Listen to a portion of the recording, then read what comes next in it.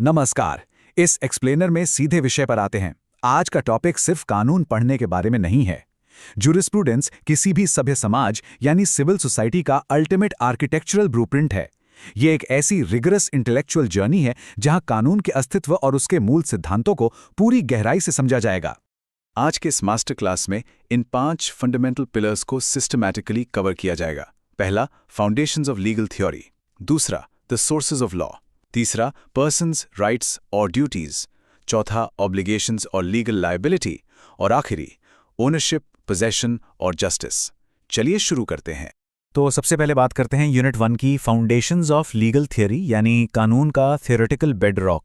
किसी भी कानून के सोसाइटल फंक्शंस को एनालाइज करने से पहले उसकी एसेंस को समझना एब्सोल्युटली क्रूशियल है। जूरिस्प्रूडेंस शब्द 2 लैटिन रूट्स से निकल कर आता है। जूरिस, जिसका मतलब है लॉ, और प्रूडेंशिया यानी नॉलेज या स्किल। ध्यान रखने वाली बात यह है कि ये सिर्फ कानून की ऑर्डिनरी प्रैक्टिस नहीं है। ये पॉजिटिव लॉ का एक फॉर्मल सिस्टमैटिक साइंस है, यानी लॉ जैसा एक्चुअली एग्जिस्ट करता है, ना कि जैसा उसे होना चाहिए। इसी फाउंडेशन को सेट करते हुए जॉन ऑस्टन का एक बहुत ही पावरफुल स्टेटमेंट आता है। उनके अनुसार लॉ आखिर है क्या? A command set by a superior to an inferior backed by the threat of punishment. इसका सीधा मतलब यह है कि कानून एक सॉवरेन का हुक्म है जिसके पीछे सजा का डर यानी सैंक्शन होता है। यही कमांड थ्योरी का कोर है। लेकिन इस थ्योरी पर आगे चलकर काफी सिवियर क्रिटिसिज्म भी हुआ, क्योंकि ये कानून के मॉरल डायमेंशन को कंप्लीटली इग्नोर कर देती है। अब लॉ को देखने का नजरिया हर किसी का सेम तो नहीं होता। अलग अलग स्कूल्स ऑफ जूरिस्प्रूडेंस इसकी अलग व्याख्या करते हैं। एनालिटिकल स्कूल, जहां ऑस्टन आते हैं, वो स्ट्रिक्ट पॉजिटिविज्म में विश्वास रखते हैं। इसके बिल्कुल ऑपोजिट है हिस्टोरिकल स्कूल। सेविग्नी जैसे थिंकर्स मानते हैं कि लॉ ऑर्गेनिकली ग्रो होता है सोसाइटी के वोक्सगाइस्ट से, यानी आम जनता की स्पिरिट से।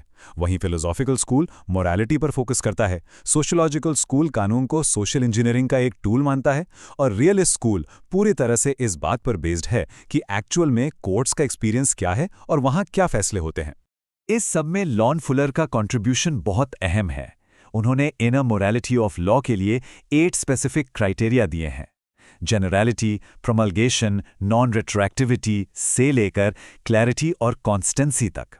उनका क्लियरली मानना था कि अगर किसी लीगल सिस्टम में इन इंटरनल मोरालिटीज की कमी है तो वो सिस्टम फंडामेंटली फ्लॉड और स्ट्रक्चरली अनसाउंड है। कानून को अपने आप में नैतिक यानी मॉरल होना ही चाहिए। आगे बढ़ते हैं यूनिट 2 पर, the sources of law, legislation, president और कस्टम। बुनियाद बन चुकी है, तो अब उन रॉ मटेरियल्स को देखते हैं जिनसे लीगल सिस्टम कंस्ट्रक्ट होता है। जब हम प्रेसिडेंट यानी पिछले फैसलों की बात करते हैं तो एक टर्म बहुत स्ट्रांगली सामने आता है, रेशियो डिसिडेंडी। इसका लैटिन मीनिंग है the reason for the decision. ये वो ठोस लीगल प्रिंसिपल है जिस पर किसी जज का फैसला आधारित होता है, और यही प्रिंसिपल आगे आने वाली कोर्ट्स के लिए एक बाइंडिंग प्रेसिडेंट बन जाता है।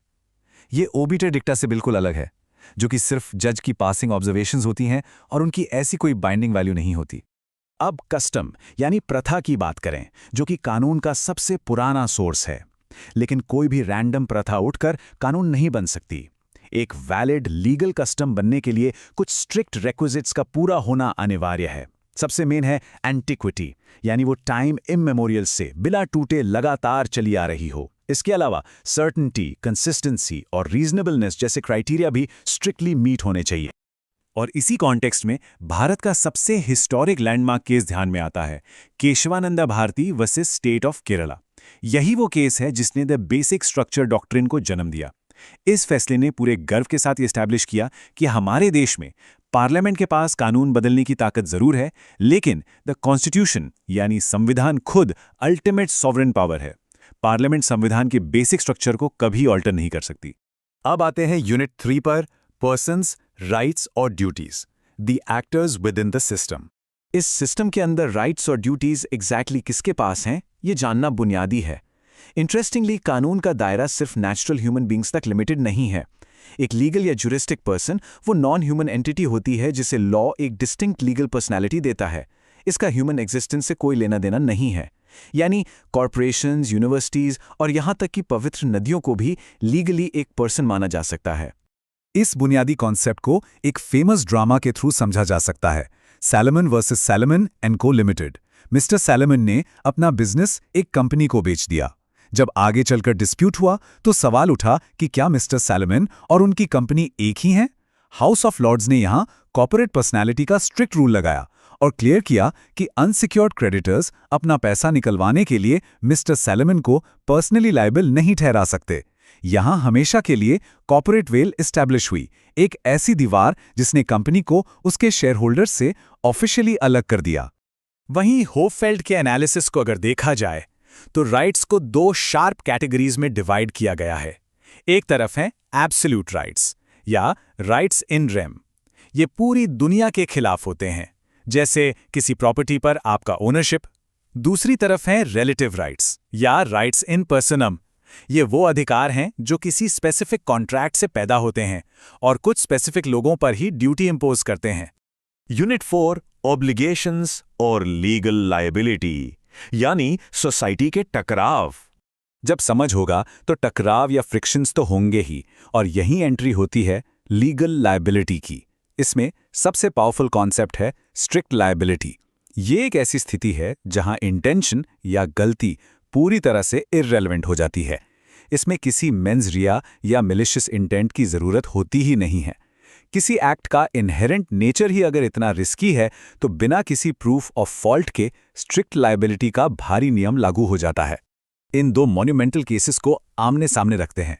रायलेंस वर्सेस फ्लेचर ने स्ट्रिक्ट लायबिलिटी को एस्टैब्लिश किया, जहां जमीन के नॉन नेचुरल यूज की वजह से अगर नुकसान होता है तो बिना किसी फॉल्ट की भी सजा मिलेगी। वहीं दूसरी तरफ है आइकॉनिक डॉनगी वर्सेस स्टीवेंसन। सोचिए, जिंजर बियर की एक बोतल में एक मरे हुए स्नेल का निकलना।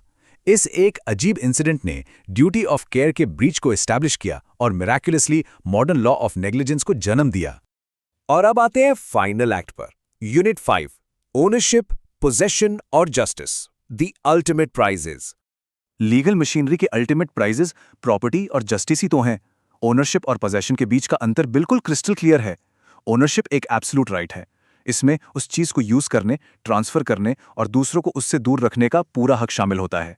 लेकिन पोजेशन सिर्फ एक फैक्ट ऑफ कंट्रोल है जिसे लीगली प्रोटेक्ट किया जाता है। साविग्नी के अनुसार पोजेशन के लिए एक्चुअल फिजिकल कंट्रोल और उसको होल्ड करने का इंटेंशन दोनों होने चाहिए। और जब कोई कानून तोड़ता है तो आती हैं theories of punishment. Deterrent theory डर का इस्तेमाल करती है ताकि फ्यूचर क्राइम्स को रोका जा सके। प्रिवेंटिव थियोरी ऑफेंडर को ही आगे जुर्म करने से रोक देती है। रिट्रिब्यूटिव थियोरी सबसे पुरानी है, जो एन आई फॉर एन आई यानी बदले की भावना पर काम करती है। लेकिन आज का आधुनिक सिस्टम रिफॉर्मेटिव थियोरी और रिस्टोरेटिव जस्टिस की तरफ ज्यादा शिफ्ट हो रहा है, जहां पूरा फोकस रिहैबिलिटेशन पर दिया जाता है। तो इस सारी डीप चर्चा के बाद एक बहुत ही हैवी और रेजोनेंट सवाल पीछे छूट जाता है। क्या आज का मॉडर्न लॉ वाकई में जॉन रॉल्स के वेल ऑफ इग्नोरेंस के तहत ऑपरेट करता है? क्या ये लीगल मशीनरी सच में एब्सोल्यूट, ब्लाइंड और इक्विटेबल जस्टिस डिलीवर करती है बिना किसी की हैसियत या बैकग्राउंड देखे? इस कानूनी व्यवस्था का असली आईना इसी सवाल में छिपा है और इस पर विचार करना बहुत जरूरी है। इस एक्सप्लेनर में बस इतना ही। कानून के इन मूल सिद्धांतों को और समझते रहिए।